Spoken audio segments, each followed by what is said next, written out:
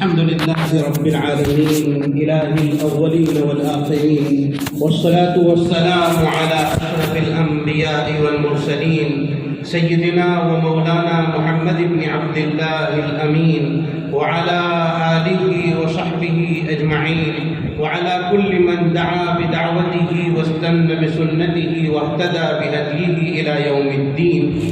أما بعد، قال الله تبارك وتعالى: فأعوذ بالله من الشيطان الرجيم. يا أيها الذين آمنوا اتقوا الله وكونوا مع الصادقين. صدق الله مولانا العظيم. وقال الله تبارك وتعالى في شأن حبيبه: إن الله وملائكته يصلون على النبي يا أيها الذين آمنوا صلوا عليه وسلموا تسليما. اللهم صل على سيدنا محمد وعلى آل سيدنا ومولانا محمد وبارك وسلم. جزا الله عنا نبينا محمدا صلى الله عليه وسلم بما هو أهله. اللهم صل على سيدنا محمد في أول وأوسط وآخر كلامنا. بزرگان محترم، برادران اسلام، اساتذین علم و فضل، اس وقت دو چار باتیں آپ حضرات کے سامنے ذکر کرنے کے لیے قرآن کریم کی وہ آیت مقدسہ تلاوت کی ہے جس میں اللہ تعالیٰ نے اپنے مومنین بندوں کو ایمان کے وصف کے ساتھ خطاب فرمایا ہے: اے ایمان والو. عبداللہ ابن مسعود رضی اللہ تعالیٰ عنہ بیان فرماتے ہیں کہ جب اللہ تعالیٰ یہ فرمائے یا ایھا الذین آمنو، تو بہت سنبھل کر اور متوجہ ہو کر بیٹھ جانا چاہیے اور یہ سوچ کر بیٹھنا چاہیے کہ اب میرا اللہ مجھ سے کوئی بہت بڑی بات کہنا چاہ رہے ہیں، حکم دینا چاہ رہے ہیں، ارشاد فرمانا چاہ رہے ہیں. ایمان اتنی بڑی دولت ہے کہ اس سے بڑھ کر کوئی اور دولت نہیں ہو سکتی. ایمان جڑ ہے. ہمارے حضرت مولانا سید ابرار احمد صاحب دلیوی نور اللہ مرقدہ فرمایا کرتے تھے کہ ایمان جڑ ہے اور یہ جتنے اعمال ہیں، نماز، روزے، زکوٰۃ، حج اور دیگر اعمال، وہ سب اس جڑ سے نکلی ہوئی تنے کے ساتھ لگی ہوئی شاخیں ہیں. اور جڑ جتنی مضبوط ہوتی ہے شاخیں اتنی ہی مضبوط ہوتی ہے. جڑ میں جتنا پانی ہوتا ہے شاخیں اتنی آباد ہوتی ہے. یہ ایمان جڑ ہے. یہ جتنا مضبوط ہوگا نماز، روزہ، زکوٰۃ، حج اور دیگر اعمال میں اتنی ہی جان پیدا ہوگی. اور اگر ایمان میں کمی آ گئی، کمزوری آ گئی، تو پھر یہ شاخیں بھی کمزور ہو جائے گی. ہمیں اس بنیاد کو مضبوط کرنے کی ضرورت ہے. اللہ کی طرف سے ساری باتیں ہوتی ہیں، ایک اللہ کی طرف سے سارے فیصلے ہوتے ہیں. کرنے دھرنے والی ذات اللہ کی ذات ہے. یہ یقین بٹھانا پڑے گا اور یہ ماننا پڑے گا کہ ہمیں کھلانے والی پلانے والی ذات، ہمیں موت و حیات دینے والی ذات، ہمیں بیماری اور بیماری کے بعد شفا دینے والی ذات وہ اللہ کی ذات ہے. کل ہی میں شیخ الحدیث محدث عصر حضرت مولانا شیخ محمد یونس صاحب جونپوری نور اللہ مرقدہ کی ایک بات سن رہا تھا جس میں حضرت نے اپنا ایک خاص واقعہ ذکر کیا، جس میں وہ ایک مرتبہ حج کے سفر کے دوران مکے میں یا مدینے میں کہیں گر گئے اور سر کے بل گر گئے اور کوئی صاحب جلدی جلدی آئے، آپ کو تھام لیا، پکڑ لیا اور دیر تک سر کی وہ مالش کرتا رہا. حضرت کو سکون ہو گیا. وہ مالش کرنے والا کسی ڈاکٹر سے یہ پوچھ رہا ہے کہ کیا بات ہوئی، حضرت کا سر اب سلامت ہے؟ تو ڈاکٹر نے کہا کہ حضرت اتنے زیادہ دوری سے گرے ہیں کہ گرنے کے بعد لگتا تھا کہ بہت زیادہ تکلیف آپ کے سر میں ہو جاتی، لیکن آپ کے سر کو ذرہ برابر تکلیف نہیں ہو رہی ہے. یہ حضرت کی کرامت ہے. شیخ نے جواب دیا، شیخ یونس صاحب جونپوری نور اللہ مرقدہ نے، کہ یہ حضرت کی کرامت نہیں، ڈاکٹر سے کہیے یہ میرے اللہ کا کرم ہے. یہ اللہ کے کرنے سے ہوتا ہے، میرے کرنے سے کچھ نہیں ہوتا۔ اللہ نے مجھے گرایا اور اسی اللہ نے مجھے شفا عطا فرمائی۔ تو کرنے دھرنے والی ذات اللہ کی ذات ہے۔ یہ ایمان، اس ایمان کی قدر و قیمت ہمیں اس لیے نہیں ہے کہ ہمیں مفت میں مل گیا۔ ہم مسلمانوں کے گھر میں پیدا ہوئے، مومنین کے گھر میں پیدا ہو گئے، ہمارا نام محمد، احمد، اسماعیل، داؤد، قاسم یہ رکھ دیا گیا، ہم مسلمان ہیں، ہمیں اس کی قیمت نہیں ہے۔ اس کی قیمت عمار و یاسر سے پوچھئے، اس کی قیمت بلال سے پوچھئے، اس کی قیمت عبداللہ ابن حذافہ رضی اللہ تعالیٰ عنہ سے پوچھئے۔ جب قیصر روم کے سامنے عبداللہ ابن حذافہ رضی اللہ تعالیٰ عنہ کو پیش کیا گیا اور مسلمانوں کی ایک جماعت گرفتار ہو چکی تھی، عبداللہ ابن حذافہ کو جو امیر تھے آگے کیا گیا، پیش کیا گیا، اور یہ بڑے خوبصورت اور بہت توانا اور مضبوط تھے۔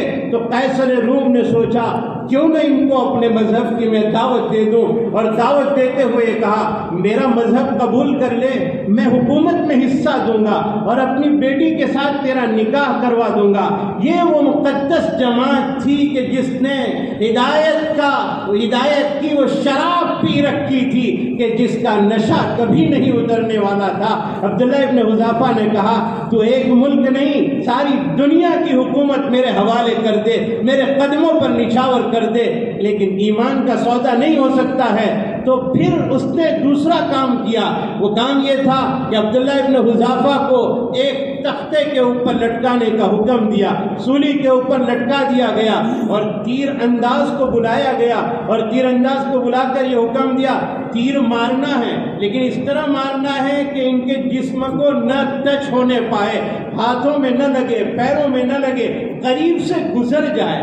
تو اس طرح تیر برسائے گئے، یہ سوچ کر کہ شاید تیروں کی بوچھار دیکھ کر اس کے اندر کچھ کمی پیدا ہو جائے، اس کے ایمان کا جوش کچھ کم ہو جائے۔ جب تیر برستے رہے اور عبداللہ ابن حذافہ سے پوچھا جاتا رہا کہ ابھی بھی انکار کر دے بچ جائے گا، عبداللہ ابن حذافہ منع کرتے رہے کہ نہیں میں اسلام کا سودا نہیں کر سکتا۔ عبداللہ ابن حذافہ کو نیچے اتارا گیا اور عبداللہ ابن حذافہ کے سامنے ایک آدمی کو جو قیدی تھا لایا گیا، اور ایک دیگ جس کے اندر تیل گرم ہو رہا تھا، اس گرم تیل کے اندر اور ابلتے ہوئے تیل کے اندر اس آدمی کو ڈال دیا گیا۔ آنے واحد میں وہ ہڈیاں چمکتی ہوئی نظر آنے لگی۔ عبداللہ ابن حذافہ سے بادشاہ کہہ رہا ہے تو انکار کر دے اسلام کا، محمد کا انکار کر دے، اسلام کا انکار کر دے، ایمان کا انکار کر دے، ہم تجھے چھوڑ دیں گے، ورنہ تیرا بھی وہی حشر ہوگا جو اس کا ہوا ہے۔ عبداللہ ابن حذافہ نے کہا کوئی بات نہیں۔ حکم ہوا، دیگ لائی گئی، تیل جوش مار رہا ہے، کھولتا ہے، کھولتے ہوئے تیل میں عبداللہ ابن حذافہ کو ڈالنے کا حکم دیا گیا۔ عبداللہ ابن حذافہ کو پکڑ دیا گیا اور اب اس تیل کی دیگ کی طرف لے جایا جا رہا ہے۔ عبداللہ ابن حذافہ کی آنکھوں میں آنسو آ گئے۔ بادشاہ سمجھا کہ شاید اب سودا ہو جائے گا۔ بادشاہ نے پوچھا کہ اب انکار کرتے ہو اسلام کا؟ تمہیں رونا آ گیا؟ تمہیں اپنی ذات پر رحم آ گیا؟ کہا نہیں، میں اپنی ذات پر ترس کھا کے نہیں رو رہا ہوں، مجھے اپنے آپ پر رحم نہیں آ رہا ہے، میں یہ سوچ کر نہیں کہ اب میرا کیا بنے گا، مجھے جلتے ہوئے تیل میں ڈال دیا جائے گا، یہ خیال کر کے میں نہیں رو رہا ہوں، میں اس پر رو رہا ہوں کہ اللہ آج تیرے نام پر جان قربان کرنے کی باری مجھے ملی ہے، موقع مجھے ملا ہے۔ اے اللہ میں کیسا بدقسمت ہوں کہ ایک جان میرے بدن کے اندر ہے، اگر بدن میں موجود تمام بالوں پر ایک ایک جان ہوتی اور میں ساری جانیں میں قربان کر دیتا تو کچھ مزہ آتا۔ اے اللہ آج تو ایک ہی جان میں آپ کے راستے میں قربان کر رہا ہوں، کتنا اچھا ہوتا کہ کئی جانیں ملی ہوتی، اس پر میں رو رہا ہوں کہ ایک ہی جان آج قربان کر رہا ہوں۔ بادشاہ نے سوچا کہ یہ نہیں سمجھیں گے، جیل میں ڈال دیا۔ جیل میں ڈالنے کے بعد بادشاہ نے کہا کہ ایک شکل ہے تمہیں چھوٹنے کی، اگر تم چھوٹنا چاہو تو ایک شکل ہے۔ کہا کون سی شکل؟ کہا میرے ماتھے پر، میری پیشانی پر بوسہ دے دو، میں تمہیں چھوڑ دوں گا۔ کہا ایک شرط، میں بوسہ دے دیتا ہوں لیکن میں اکیلا نہیں، میرے جتنے ساتھیوں کو تو نے قید کر رکھا ہے سب کو چھوڑ دے، اور سب کو چھوڑنے کا تو وعدہ کر دے، میں تیری پیشانی پر بوسہ دے دوں گا۔ سب کو چھڑوا دیا، پیشانی پر بوسہ دے دیا۔ حضرت عمر کے دور خلافت کا یہ واقعہ ہے، مدینہ منورہ پہنچے، حضرت عمر کے سامنے یہ واقعہ ہوا۔ حضرت عمر نے کہا کہ ان ساتھیوں کو چھڑوانے کے لیے اور اسلام کی سربلندی کے لیے، اعلاء کلمت اللہ کے لیے، اگر تم نے کافر کے سر پر بوسہ دیا ہے تاکہ اسلام باقی رہ جائے، اسلام کے ماننے والے باقی رہ جائے، تو میں اعلان کرتا ہوں، عمر ابن خطاب کہتے ہیں میں اعلان کرتا ہوں کہ جتنے میرے ساتھی یہاں بیٹھے ہیں سب کھڑے ہوں اور عبداللہ ابن حذافہ کے سر کا بوسہ لیں، اور ابتدا میں کرتا ہوں۔ حضرت عمر نے پہلے بوسہ لیا اور پھر سارے ساتھیوں نے بوسہ لیا۔ یہ وہ لوگ تھے جنہوں نے اسلام کے لیے ایسی قربانی پیش کی۔ آج لوگ یہ کہتے ہیں کہ حالات بہت نازک ہیں، بہت نازک۔ مولانا تقی عثمانی صاحب دامت برکاتہم نے اپنے شیخ علامہ عارفی کی ایک بات نقل کی ہے اور بہت اچھی بات۔ حضرت رحمۃ اللہ علیہ فرماتے تھے کہ آج ہم یہ بات کرتے ہیں کہ حالات بہت نازک ہیں، ہم جس دور سے گزر رہے ہیں، موبائل کا دور ہے، اوریانیت کا دور ہے، ننگے پن کا دور ہے، اس دور میں ہم عمل کیسے کریں؟ علامہ عارفی فرماتے ہیں کہ آج ہم اپنی زبان سے یہ بولتے ہیں کہ کیسے عمل کریں، کل کو جب اللہ کے سامنے حاضر ہوں گے اور اللہ حساب لے گا تو کیا اللہ تعالیٰ سے ہم یہ کہیں گے کہ اللہ جس دور میں آپ نے بھیجا تھا وہ بڑا نازک دور تھا، عمل کرنا مشکل ہو رہا تھا، ہم عمل نہیں کر پائے؟ اور اگر ہم نے کہہ دیا تو اللہ اگر یہ پوچھ لیں کہ ایسے نازک دور میں مجھ سے مدد مانگنی چاہیے تھی، تم نے مدد کیوں نہیں طلب کی؟ تم نے دعا کیوں نہیں مانگی؟ تم نے مجھ سے رہنمائی کیوں نہیں طلب کی؟ اگر تم طلب کرتے تو میں دے دیتا، تو پھر اس کا جواب ہم کیا دے پائیں گے؟ اور میں اس کے اوپر ایک حاشیہ لگاؤں، خدا کرے کہ وہ بات صحیح ہو، کہ لوگ یہ کہتے ہیں کہ بڑے نازک حالات، آئے دن ملک کے حالات بہت نازک ہوتے چلے جا رہے ہیں۔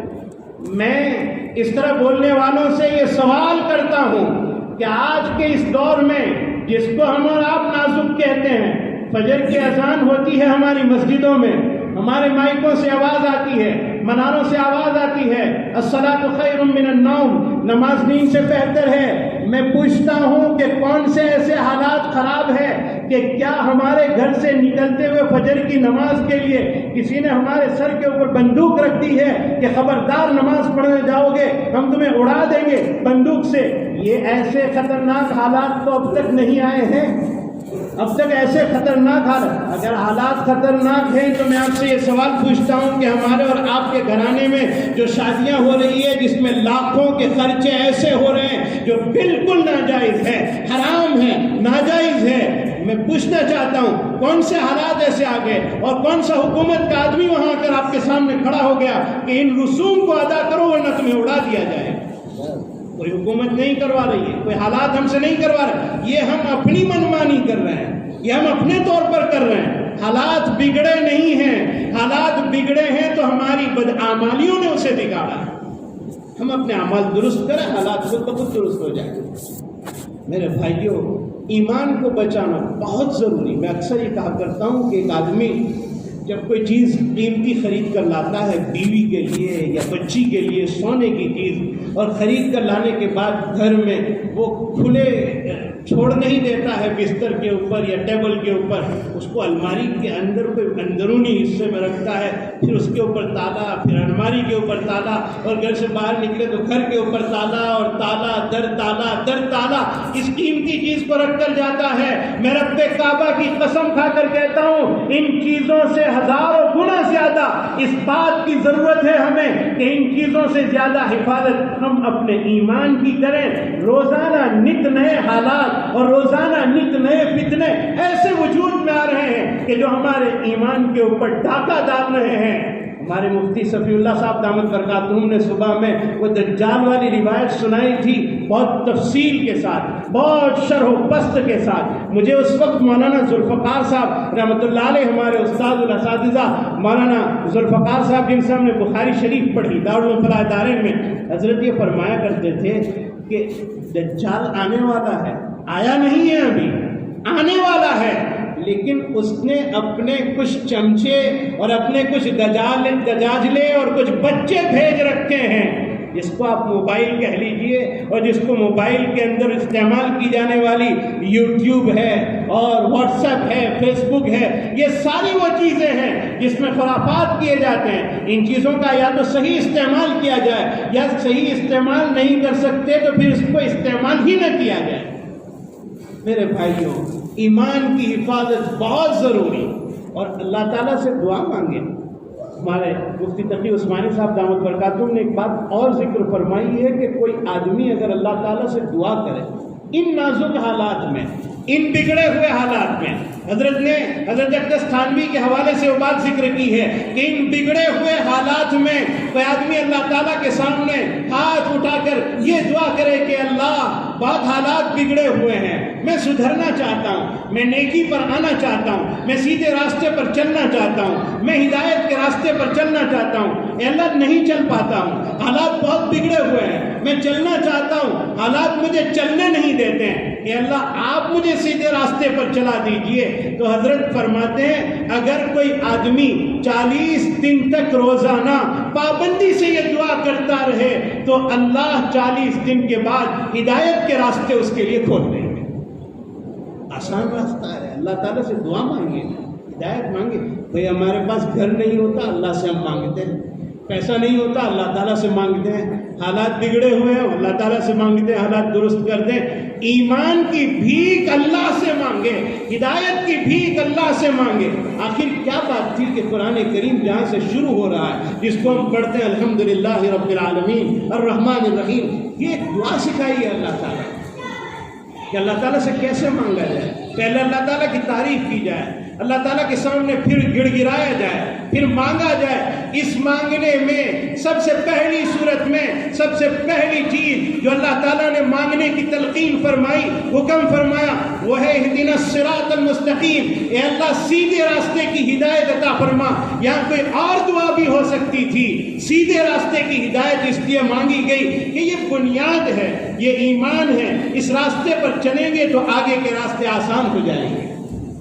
میرے بھائیوں، ہم اللہ سے بھیک مانگے، ایمان کی ہدایت کی بھیک مانگے، اللہ میں نصیب فرما دے۔ میں یہ عرض کر رہا تھا کہ اس آیت شریفہ میں اللہ تعالیٰ فرماتے ہیں، او میرے ایمان والو، بندو بندیو، یا ایھا الذین آمنوا اتقوا اللہ، اللہ سے ڈرو، اللہ سے ڈرو، یہ تقوی اختیار کرو، اللہ کا خوف اختیار کرو۔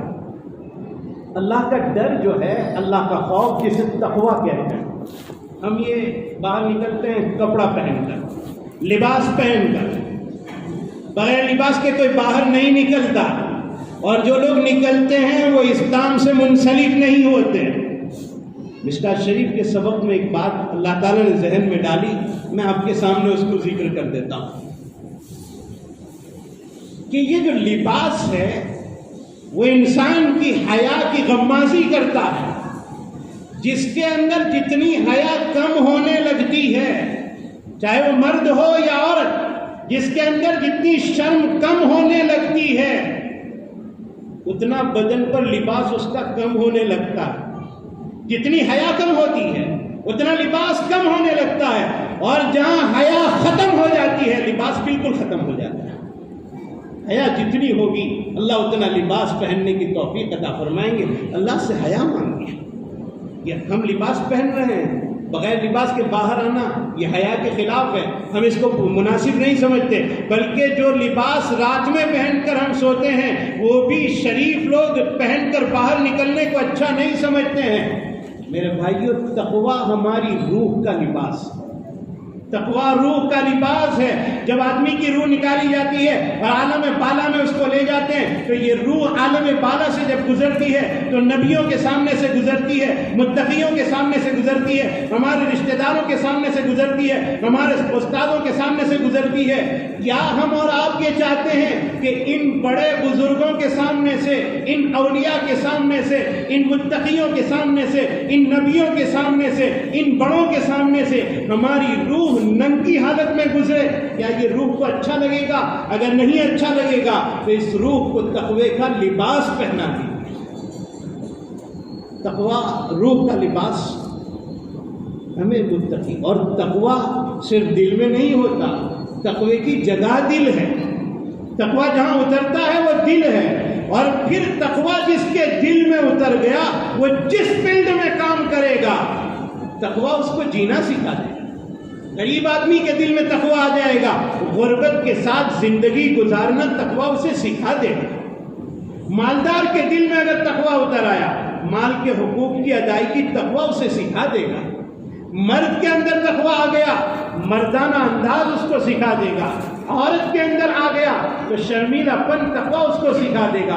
تقوی جہاں جہاں پہنچے گا اس کو قیمتی بنا دے گا، رہنے کا انداز سکھا دے گا، سہنے کا انداز سکھا دے گا، ساری چیزیں اس کو سکھا دے گا. اور اگر تقوی کسی حکومت کے حاکم میں چلا جائے گا تو وہ حکومت چلانے کا طریقہ سکھا دے گا. سیدنا عمر بن الخطاب رضی اللہ تعالیٰ عنہ کے دور خلافت میں ایک مرتبہ مال غنیمت آیا. اس مال غنیمت میں کچھ خوشبو تھی، عطر، اسے تقسیم کرنا تھا مجاہدین کے درمیان. تو سوال یہ کہ اس کو کون تقسیم کرے؟ تو آپ کی زوجہ محترمہ، آپ کی بیوی حضرت عمر کی، انہوں نے کہا مجھے یہ خدمت دے دیجئے، میں تقسیم کر دوں گی. کہا نہیں، یہ کام تجھے نہیں دے سکتے. تو حضرت عمر کی بیوی نے کہا آپ یہ سوچتے ہیں کہ شاید وہ خوشبو میرے بدن کے ساتھ لگ جائے گی، میرے کپڑے کے ساتھ، میں اس کو استعمال کرنے والی بنوں گی، اس لیے آپ مجھے نہیں دے رہے ہیں. میں اپنے ہاتھ سے نہیں لگنے دوں گی. کہ آپ یہ کہیں کہ میں نے اس خوشبو کا استعمال کیا، کپڑے سے بھی نہیں لگنے دوں گی، آپ بے فکر ہو کر وہ مجھے دے دیجیے. حضرت عمر نے کہا نہیں، میں اس لیے نہیں دے رہا ہوں، اس لیے نہیں روک رہا ہوں کہ تیرے ہاتھ سے لگے گی، تیرے کپڑے سے لگے گی اور تو اس کو استعمال کرنے والی کہلائے گی. اس لیے میں روک رہا ہوں کہ میں نے اگر تجھے یہ تقسیم کرنے کے لیے دیا اور تو نے اپنے ہاتھ کو بھی بچایا، اپنے کپڑے کو بھی بچایا، لیکن تیری ناک کے اندر تو وہ خوشبو چلی جائے گی جو مجاہدین کے پاس تقسیم ہونے سے پہلے تو اس کی خوشبو کا لطف اٹھائے گی جو تیرے لیے جائز نہیں. یہ تقویٰ جب ان لوگوں کے دل میں آ جاتا ہے جو حکومت کی باغدور سنبھالتے ہیں تو اللہ تعالیٰ انہیں حکومت چلانا سکھا دیتے ہیں. کیا بات تھی کہ سیدنا صدیق اکبر رضی اللہ تعالیٰ عنہ کی زوجہ محترمہ نے یہ کہا کہ کچھ میٹھا گھر میں بنایا جائے، یہ میری خواہش ہے. حضرت صدیق اکبر نے کہا میرے پاس پیسہ نہیں. تو ان کو جو وظیفہ ملتا تھا حضرت صدیق اکبر کو، اس میں سے ان کی بیوی نے روزانہ کچھ پیسے بچا کر رکھنا شروع کیا. چند دنوں کے بعد کچھ پیسے جب بچ گئے تو ان کی اہلیہ نے وہ بچے ہوئے پیسوں سے وہ مٹھائی بنا لی اور مٹھائی بنا کر اپنے شوہر کے سامنے پیش کی. صدیق اکبر رضی اللہ تعالیٰ عنہ نے پوچھا یہ کہاں سے بنائی گئی، کہاں سے یہ پیسے لائے گئے؟ صدیق اکبر رضی اللہ تعالیٰ عنہ کے سامنے ان کی بیوی نے کہا پیسے نہیں تھے، آپ جو پیسے استعمال کے لیے دیتے ہیں اس میں سے کچھ بچا کر میں نے رکھے تھے اور آج اس میں سے یہ مٹھائی تیار کی گئی. تو سوال کیا کتنے پیسے بچا کر رکھے تھے؟ جواب دیا اتنے. حضرت صدیق اکبر نے اتنے پیسے اپنی تنخواہ سے کم کر دیے کہ آئندہ مہینے سے اتنا کم دینا. مجھے یقین ہو گیا ہے کہ اتنے کم پیسے میں میرا گزارا ہو جاتا ہے. یہ ہے تقویٰ. تقویٰ دل میں جب آتا ہے تو ساری چیزیں سکھا دیتا ہے. قرآن کریم کہتا ہے یا ایھا الذین آمنو، اے ایمان والو، اتقوا اللہ، اللہ سے ڈرو، تقویٰ اختیار کرو. تقویٰ بڑوں میں آ جائے، تقویٰ جہاں بھی آ جائے.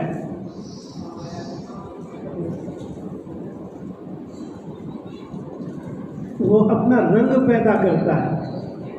تقویٰ اپنا رنگ پیدا کرتا ہے اور یہ رنگ کام آئے گا. یہ جس کے اندر بھی تقویٰ پیدا ہو جائے. ایک بزرگ باہر نکلے اور بچوں کو کھیلتا ہوا دیکھا. ان میں ایک بچہ کنارے پر کھڑا تھا جو کھیلتا نہیں تھا. بزرگ نے پوچھا کہ بیٹے تو کھیلتا نہیں، یہ بچے کھیل رہے ہیں، تو کھیلنے میں شامل کیوں نہیں ہوتا؟ جواب دیا کہ افحسبتم انما خلقناکم عبثا.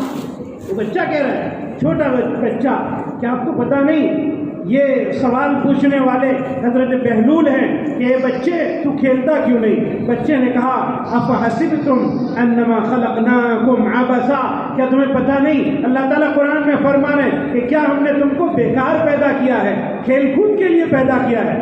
بہلول کہتے ہیں بیٹے تیری عمر تو ابھی کھیلنے ہی کی ہے، تجھ سے تو آخرت میں سوال نہیں کیا جائے گا۔ بچے نے جواب دیا کہ حضرت اصل میں میری ماں جب رات میں چولہا جلاتی ہے تو لکڑے کی چھوٹی چھوٹے ٹکڑے پہلے رکھتی ہے، پھر جلاتی ہے، پھر جلنے کے بعد بڑا لکڑا رکھتی ہے۔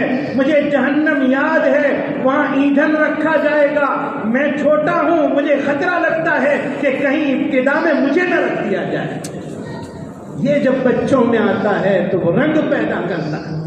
اور میرے بھائیوں جب تقویٰ دل میں آ گیا اور اللہ کا ڈر دل میں آ گیا اور اس ڈر کی وجہ سے ایک آنسو نکل آیا، اللہ کے سامنے روتے ہوئے ایک آنسو نکل گیا، تو وہ بات مجھے یاد آتی ہے کہ میدان محشر میں جب ایک بندے کو حاضر کیا جائے گا اور اس کے نام اعمال میں برائیاں ہی برائیاں ہوگی، نیکی کوئی نہیں ہوگی، اس وقت اللہ تعالیٰ اس بندے کی پلکوں میں سے آنکھ کے اوپر جو بال ہیں ان بالوں میں سے ایک بال کو بولنے کی طاقت عطا کریں گے، اور وہ بال اللہ تعالیٰ سے کہے گا اے اللہ اس بندے کو چھوڑ دیجئے، اس کو جہنم سے آزادی عطا کر دیجئے، اسے جنتی بنا دیجئے، جنت میں بھیج دیجئے۔ تو اللہ تعالیٰ پوچھیں گے کہ اس نے کون سا نیک عمل کیا ہے، تو وہ بال یہ کہے گا اے اللہ اس نے کوئی نیک عمل نہیں کیا، لیکن مجھے یاد ہے ایک وقت وہ تجھے یاد کر کے رونے کی کوشش اس نے کی تھی،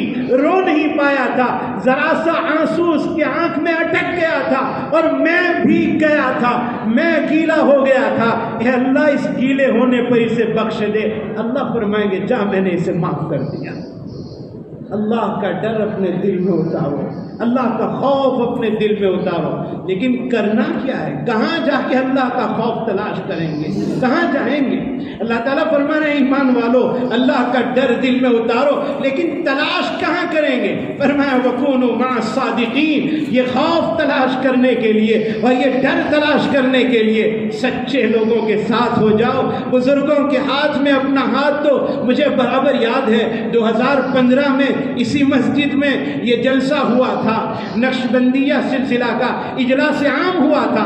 اس وقت میں نے ایک بات کہی تھی، میں اسے دوبارہ دوہرا دیتا ہوں، میں اس نیت سے دہراتا ہوں خدا کرے کہ مجھے عمل کی توفیق مل جائے، آپ کو بھی عمل کی توفیق مل جائے۔ یہ جو بزرگان دین ہمارے سامنے بیٹھے ہیں، جب ہم ان کے ہاتھ سے اپنا ہاتھ جوڑ دیں گے، نسبت جوڑ دیں گے، بیعت ہو جائیں گے اور ان کی بتلائی ہوئی باتوں کے مطابق جب ہم چلنے لگیں گے، میں نے وہ مثال اس وقت دی تھی، میں دہراتا ہوں اس کو آپ کے سامنے۔ شتابدی بہت تیزی کے ساتھ دوڑتے بھاگتے سورت سے بمبئی تک تقریباً 3 گھنٹوں میں پہنچا دیتی ہے۔ یہ بڑی اچھی گاڑی ہے اور دعا کرنا جلدی شروع ہو جائے، یہ بہت اچھی گاڑی ہے اور بہت تیزی کے ساتھ چلتی ہے۔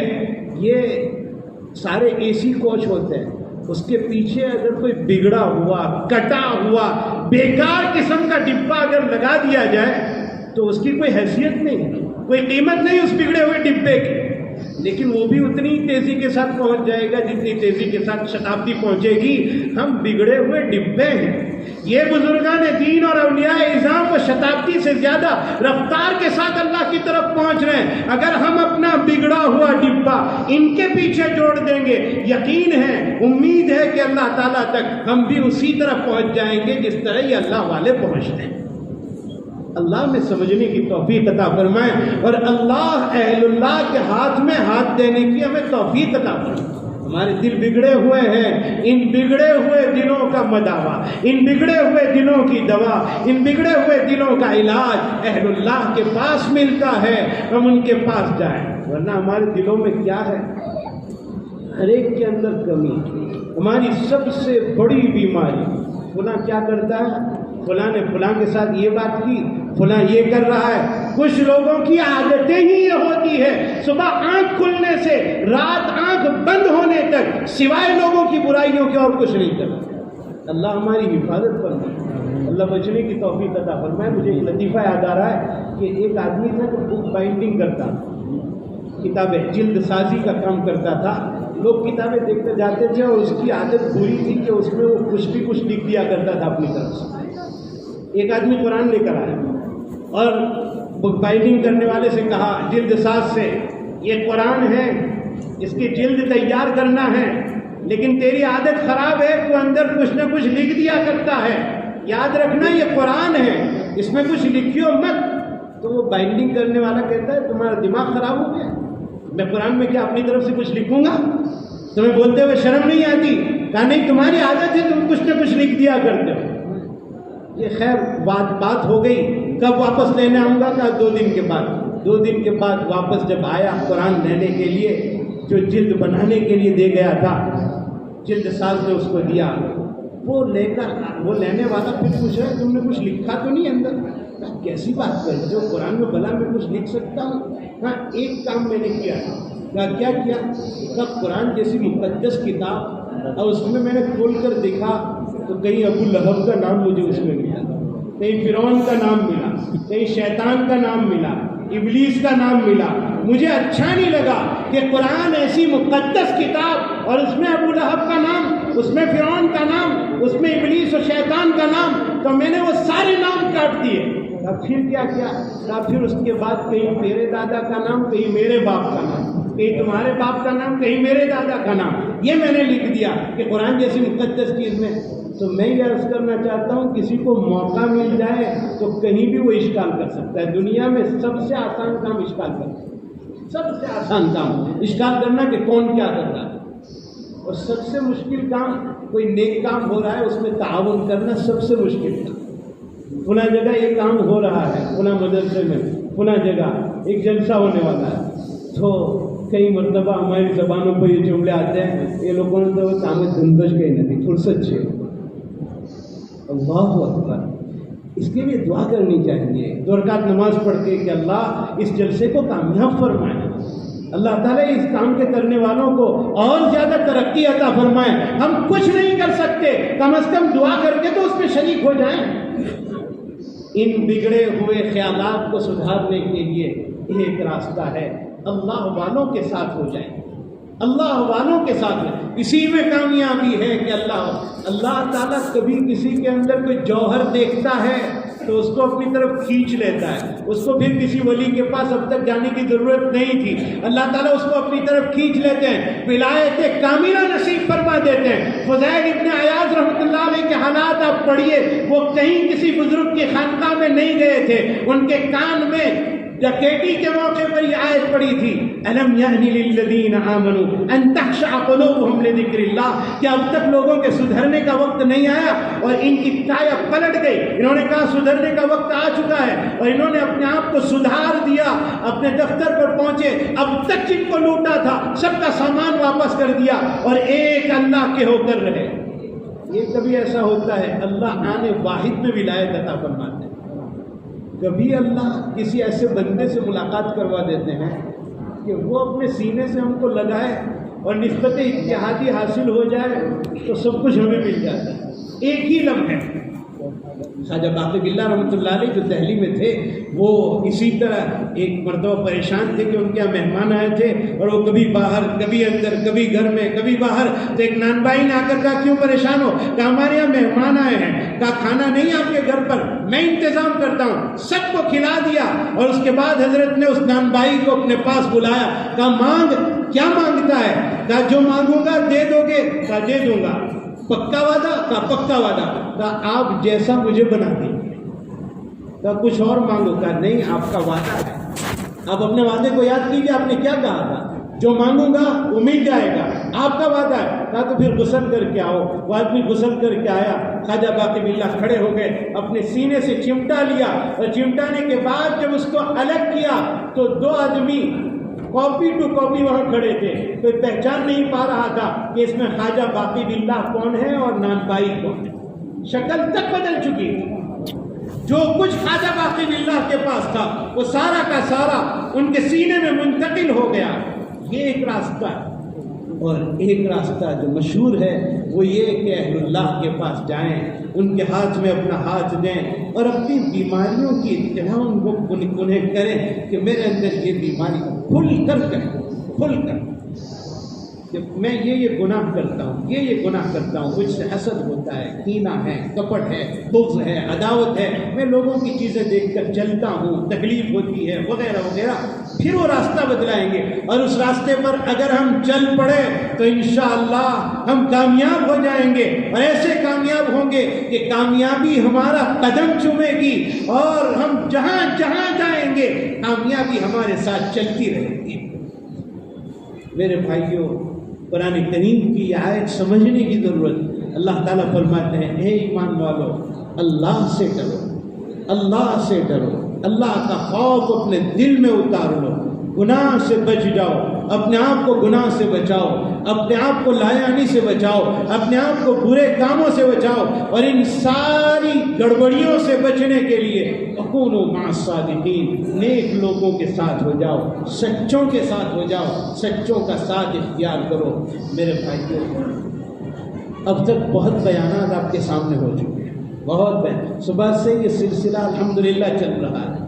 یہاں میں اگر یہ عرض کروں تو غلط نہیں ہوگا کہ عمارت اور مدرسہ جن چیزوں سے چلتا ہے پوری باڈی، مدرسہ اگر تسلیم کر دیا جائے کہ پوری باڈی، تو اساتذہ جو ہے وہ پوری ایک باڈی، اور اس باڈی میں جو دماغ ہوتا ہے اور ایک دل ہوتا ہے اور ایک زبان، یہ تین چیزیں بہت بنیادی ہوتی ہیں۔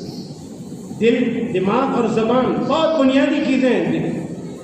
دل ہمارے سامنے بیٹھے ہیں، ہمارے استاد الاساتذہ، میرے استاد، میرے ساتھ پیدرانہ شفقت کرنے والے، میرے والد کی طرح حضرت قاری احمد علی صاحب دامت برکاتہم، یہ یہاں کی روح، یہاں کا دل وہ، اور دماغ ہمارے مولانا عبد المنان صاحب ہیں، وہ اس مدرسے کی نظامت کو سنبھالتے ہیں۔ اللہ تعالیٰ ان کو اور ہمت طاقت عطا فرمائے۔ اور زبان ہمارے مفتی صفی اللہ صاحب دامت برکاتہم، جنہیں میں لسان جامعہ کہا کرتا ہوں، یہ ہمارے جامعہ کے ترجمان ہیں۔ یہ اور پھر روشنی کی مزید ضرورت تھی تو شہاب ثاقب ہمارے سامنے موجود ہیں، جنہوں نے بہت دل کی گہرائیوں کے ساتھ ہمارے سامنے باتیں پیش کی ہے، اور اب زبان ہمارے سامنے بول چکی ہے، دماغ ہمارے سامنے اپنے خیالات رکھ چکا ہے، مولانا ثاقب صاحب کی روشنی ہمارے سامنے آ چکی ہے، اور بیچ میں نظر نہ لگ جائے تو کالے ٹیکے کی شکل میں بھی کچھ بول چکا ہوں آپ کے سامنے۔ کالا ٹیکا سمجھتے ہیں، جب بچہ نہلا دھلا کر مائیں تیار کرتی ہے تو نظر نہ لگ جائے اس کے کالا ٹیکا لگایا جاتا ہے سر پر، تو وہ کالا ٹیکا بن کر میں بھی کچھ بول چکا ہوں۔ اب صرف دل باقی ہے جو ہمارے سامنے آئے گا، اور ان کی باتیں انشاءاللہ ہمارے سامنے آئے گی۔ عصر کے بعد وہ مجلس ہوگی انشاءاللہ تعالی۔ میں نے 3:45 بجے کا وقت تھا، ضرورت سے زیادہ آپ کا وقت لے لیا ہے، میں آپ سے معافی چاہتا ہوں۔ اللہ رب العزت ہمارے اس مل بیٹھنے کو قبول فرمائے، اور اللہ اس محنت کے کرنے والوں کی دلوں کی تمناؤں کو پورا فرمائے۔ یہ بہت دل گردے کا کام ہے، اتنے لوگوں کو جمع کرنا اور ایک پروگرام رکھنا، یہ بہت بہت بڑی ذمہ داری کا کام ہے۔ اللہ تعالیٰ اس کے سنبھالنے والوں کو قبول فرمائے، اور جو کچھ میں نے کہا اس میں اگر زیادتی ہو گئی ہو تو میں معافی چاہتا ہوں۔ اللہ تعالیٰ ہم سب کو عمل کرنے کی توفیق عطا فرمائے۔ یہ دعا ازمن و از جملہ جہاں آمین بات، وآخر دعوانا الحمدللہ رب العالمین۔